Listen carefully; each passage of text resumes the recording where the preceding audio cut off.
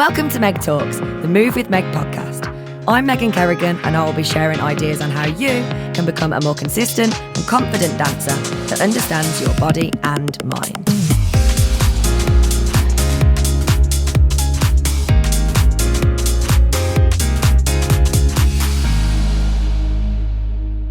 Hello and welcome back to Meg Talks. I was going to say Meg Moves then. I was going to roll. Not Meg Moves. Not Meg Moves. It is Meg Talks, and we are on Mindset Matters Part 9. So welcome, Annabelle. Hello. How's it going? Good, thanks. Yeah, good. Getting so close to the world now. I can't believe how quick it's coming. I know. I felt like it was really far away, and then all of a sudden... Suddenly, it's like, oh my goodness, timetable's out. Like, it's getting close. Be and gone, won't it, before we know it? Literally. And whether that's a good thing or a bad thing. Hopefully today we are 2 weeks out when this goes out, or just over 2 weeks. So we're hoping to give you a little bit today of an insight into some things you can be doing right now. It's not too late to make a difference if you start doing these things right now. So we're going to give you some advice under the sort of like guidelines of our 3 key pillars at Move with Meg, which are movement, which is me, mindset, which is Annabelle, and then community, which is obviously all of you guys and anybody that is a part of our Move with Meg community. Family. So yeah, exactly. So today we're gonna just talk through the kind of 5 like overarching things that will delve into a few other things underneath those. When do we not?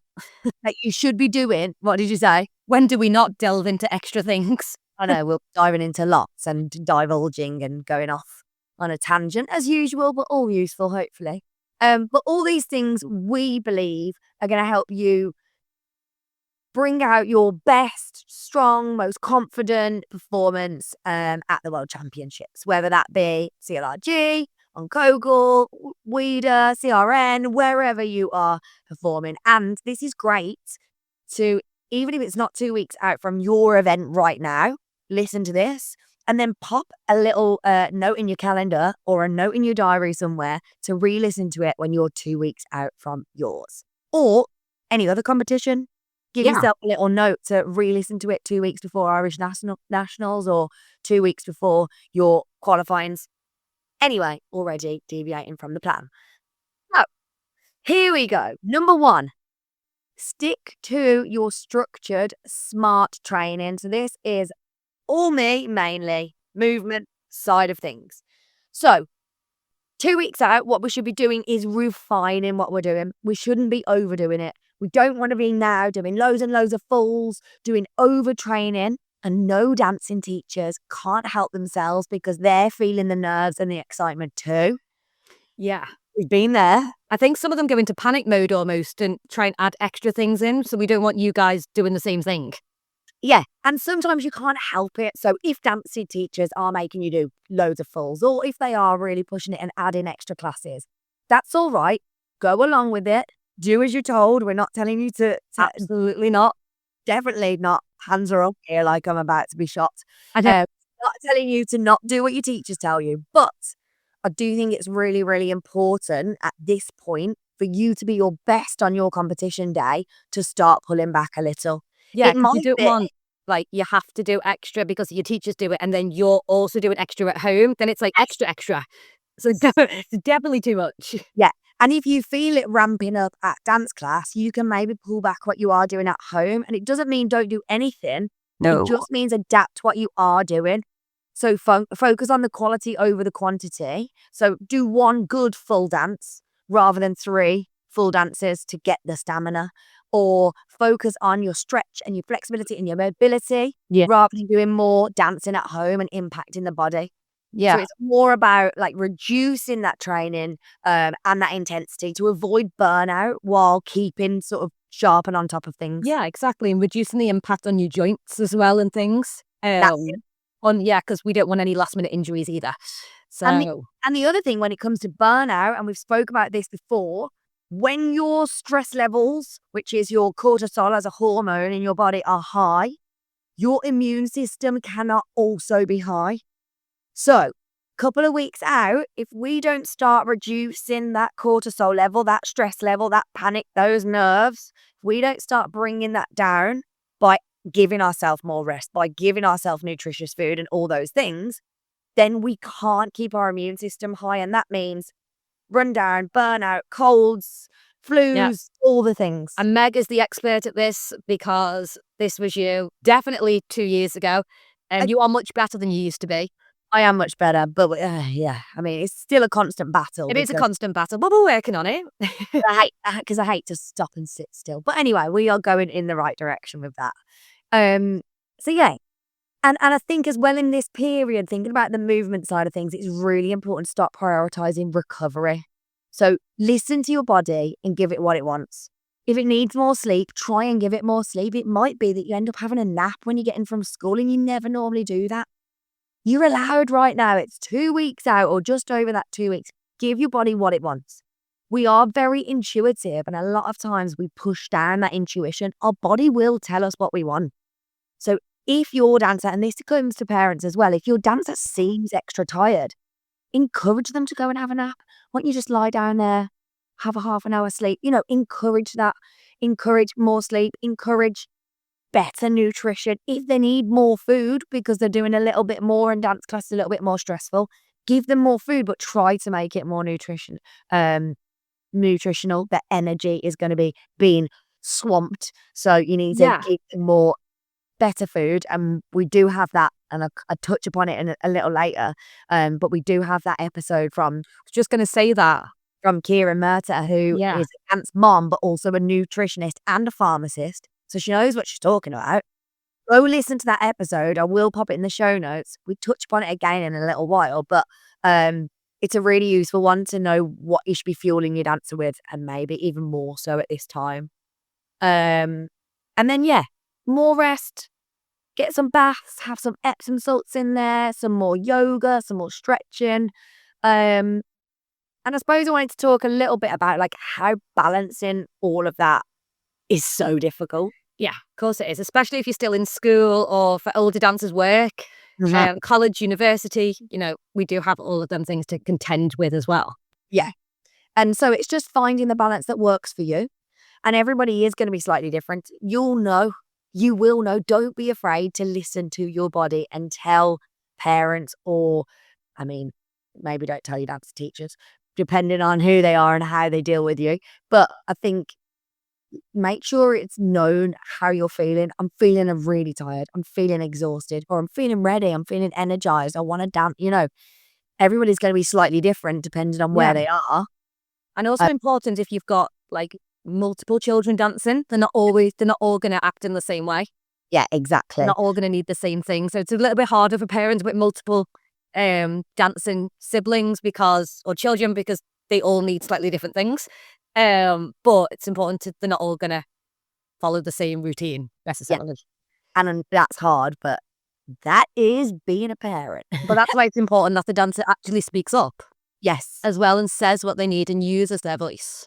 And because otherwise, as a parent, your experience has been this works with the older sibling, for example. So you pass it down to the younger. But if that doesn't naturally work for the younger, because we are all different, siblings or not, then speaking out and saying what you need more so is very important. Or as a parent, opening the floor to, do you feel this works for you? Or, opening that conversation, because often younger dancers don't know that they need to open that conversation. Yeah. So opening that space for them is very important. Quickly touching upon common mistakes that I see dancers make in their last minute training is overdoing it, adding extras in, panic dancing for the sake of it. What other mistakes? Any others you can throw in there? Not having rest days. Yes, no rest days. Normally quite a big one. Yeah. You need more rest days now in this last couple of weeks than you do normally. And I think that's what's hard when it comes to dance teachers probably throwing in extra and saying you need to practice that at home. And you're thinking, well, I do need the rest. I've had that conversation with a dancer on a one-to-one this week.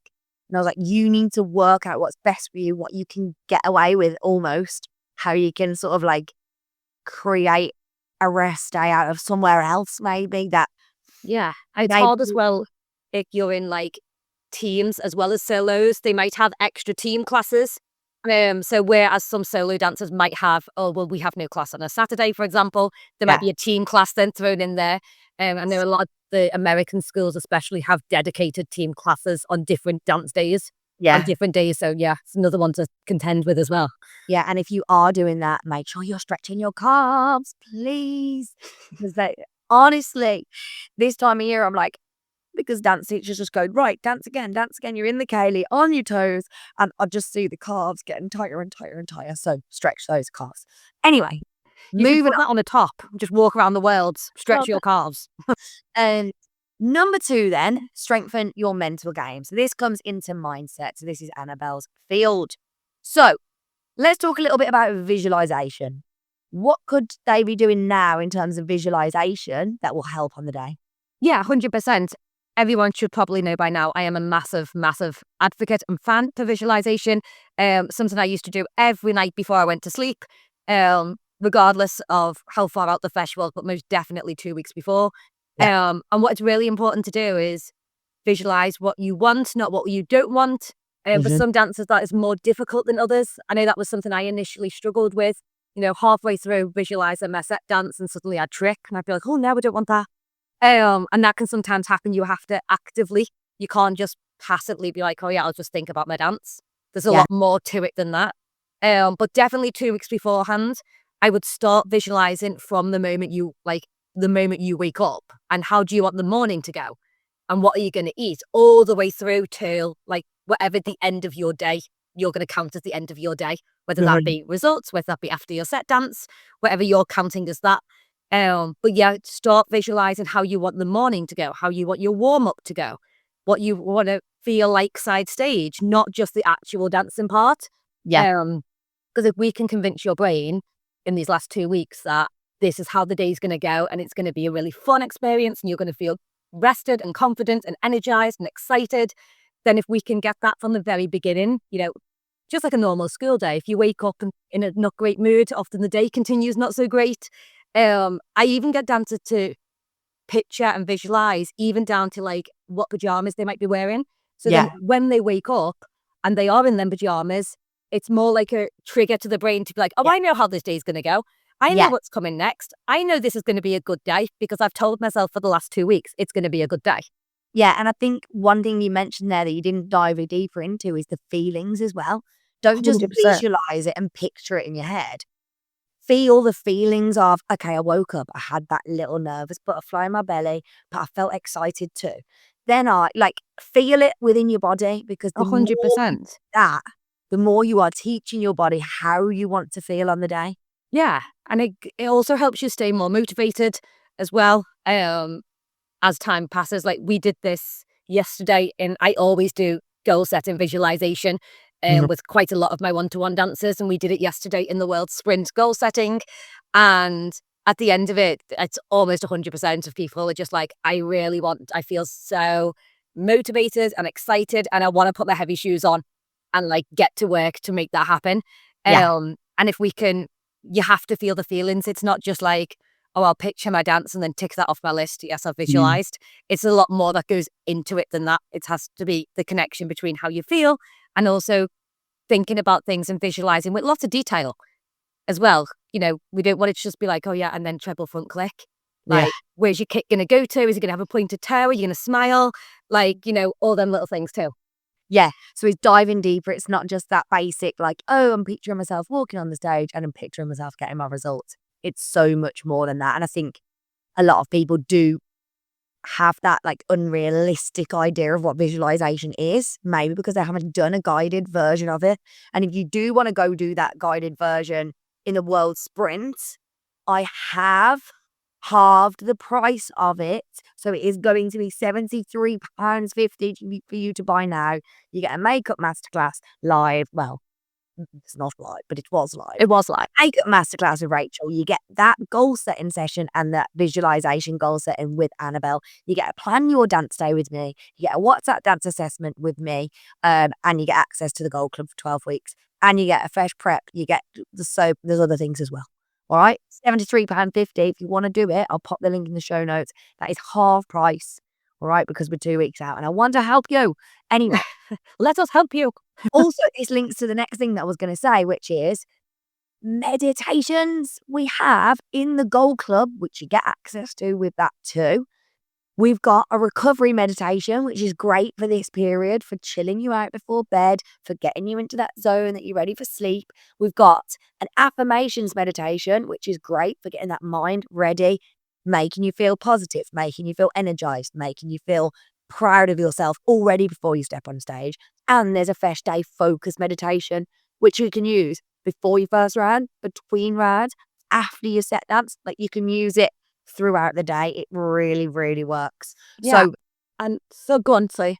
yeah. So if you want access to that, either join the Gold Club for £35. You can cancel it after the month. Absolutely fine. Or get the World Sprint. You might as well get the whole lot for £73.50. Links are in the show notes. Anyway, I was just for it. going to say, linking back to what we were saying before about trying to fit everything in, like you can easily have your Epsom salt bath and do your visualization at the same time.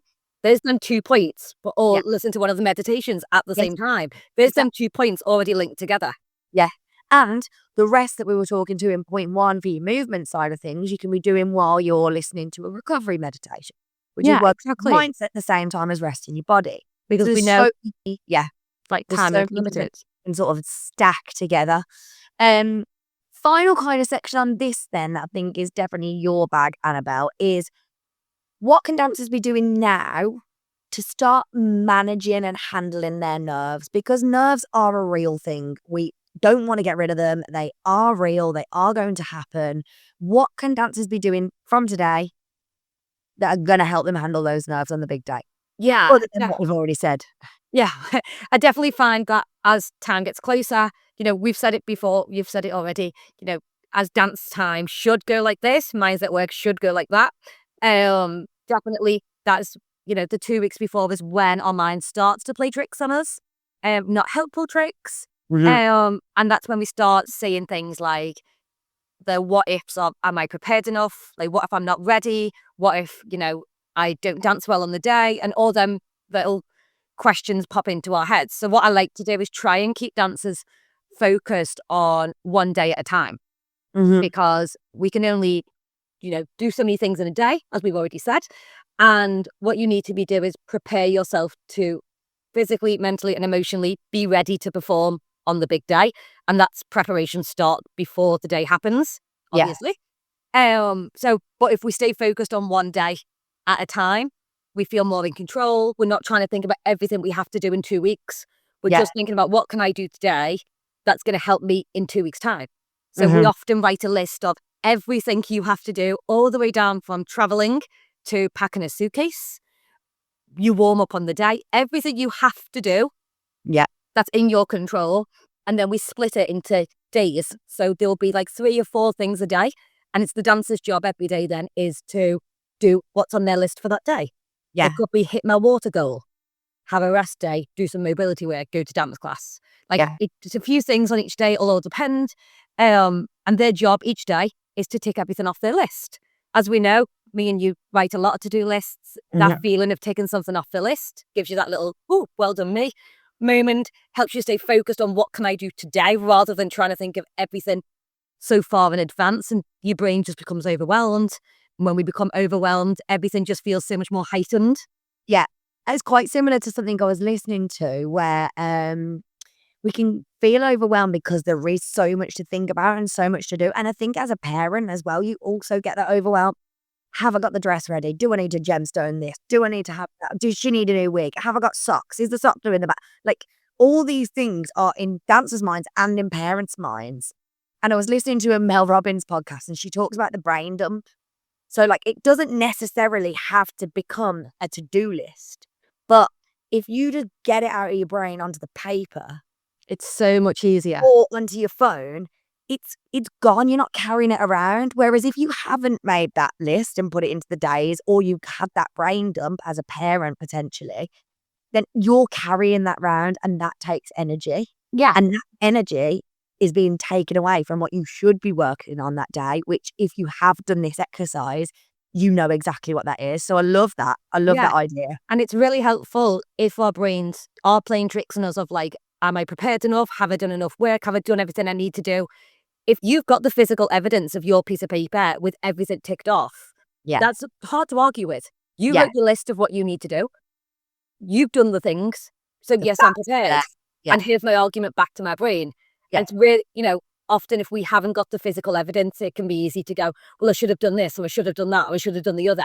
So, but you did the list. It's Yeah. your list and you've done all the things. But the important thing is to actually then do the things. Yeah. Because if you've got a list of 20 things to do and you've only ticked off 2, Yeah. then the argument is not going to be very strong.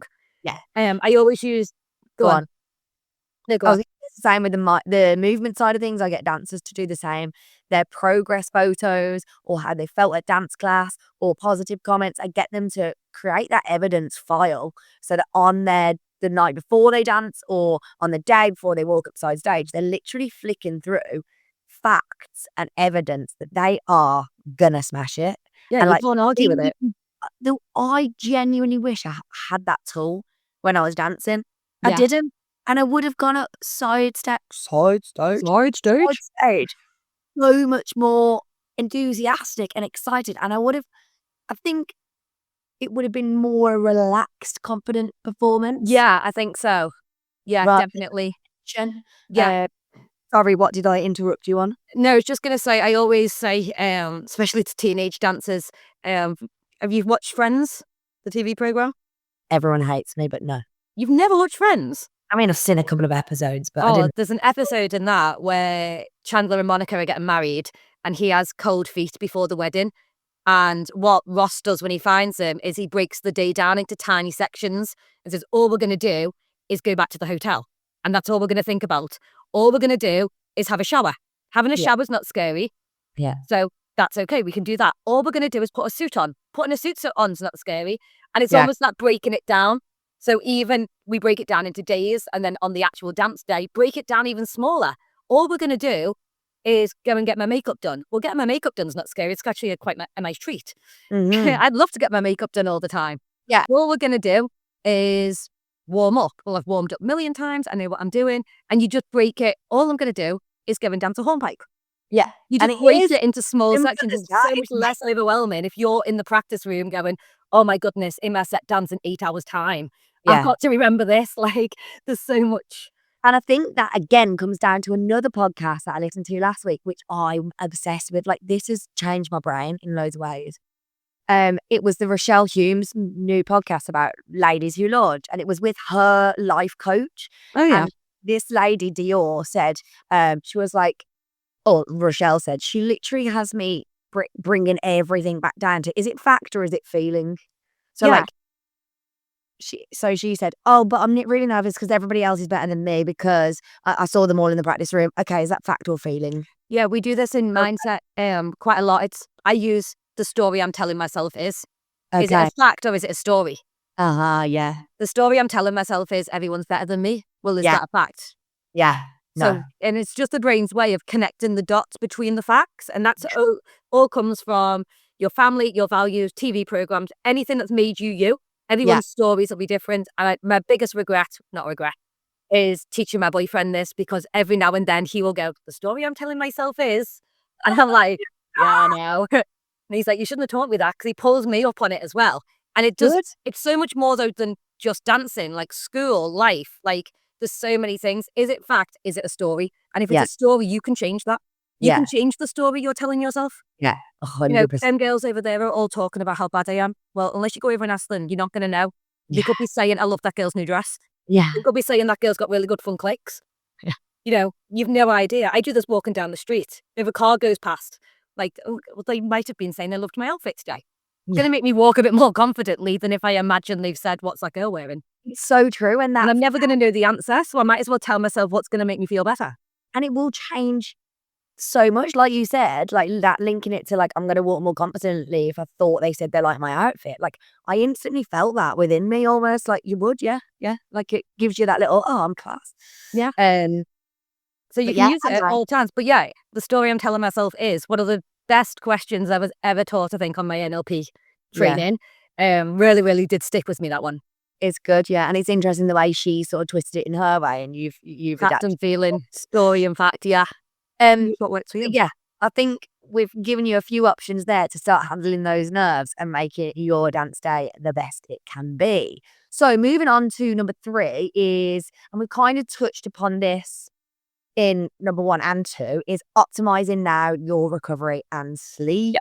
Sleep. So evening wind down routine, avoiding screens if you can, maybe some journaling before bed, stretch and mobilize before bed. So gentle stretching, keep the muscles loose, but also like calming the mind and improve your recovery. Maybe reading. Listen to a meditation while you do that. Yeah, you're reading. We also have the recovery classes in the Gold Club library where they are just calming, really slow paced. You do like a couple of stretches and then lay, and Rachel takes you through a meditation pretty much, which is all about calming and resetting the body. And Rachel's voice alone is calming. She Isn't has the most calming voice I've ever known. I love being on a meeting with Rachel because I come off like, oh. And she fills my cup. She makes me feel like I am genuinely class. Like I come off there like I could take over the world. That's how she makes me feel. Really does. I love it. I'm like, can we have another meeting?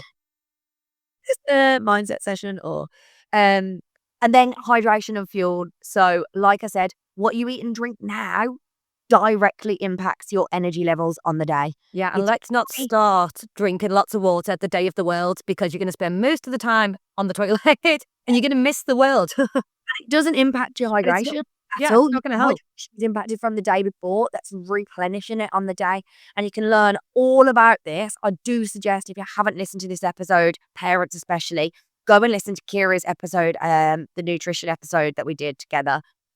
She is a Movie with Meg Gold Club and one-to-one dancer parent. She has 2 lovely little ladies that dance, so she gets it. She danced herself, so she gets it, and she's a nutritionist and pharmacist. So honestly, I feel like she's the most qualified person in the world to talk to you about.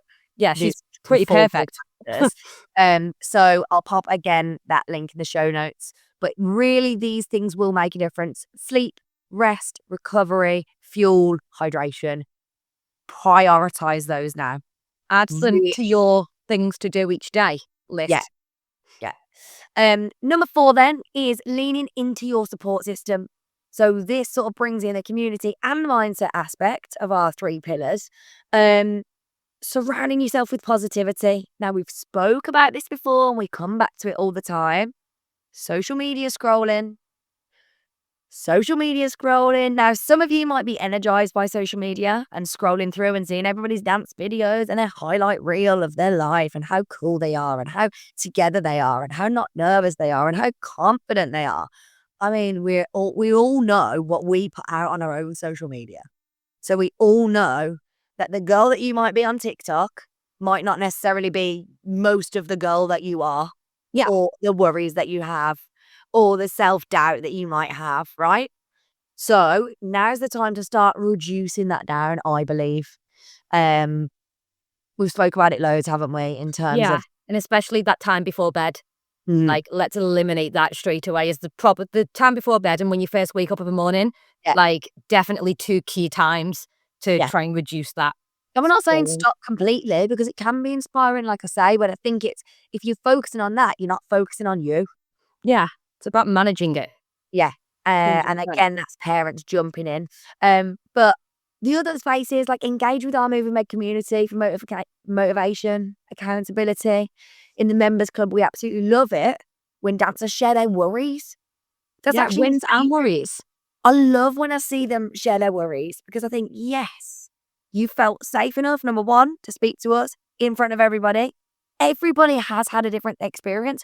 Yes, we might be the people running it, but another dancer in the members club might have experienced what you have, and me and Annabelle might not have. The dancers on Thursday Morning Mindset are really, really good at this, I have to say.